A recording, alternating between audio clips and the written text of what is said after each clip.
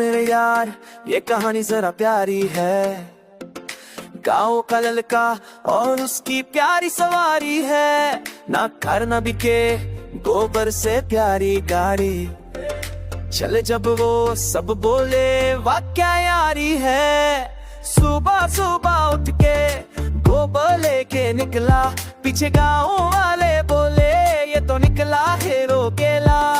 हाथ में बेलचा कंधों पे था झोला।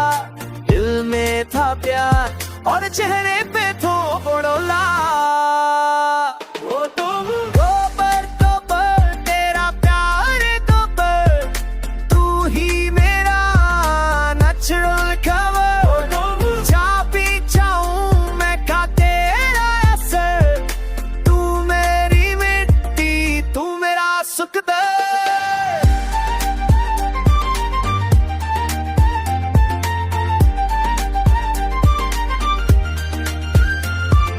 भाई ने बोला शादी कर ले, मैं बोला पल्ले गोबर भर ले।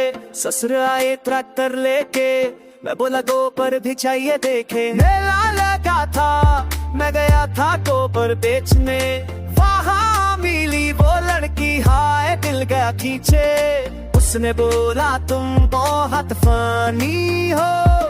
मैं बोला गोबर मेरी कंपनी हो।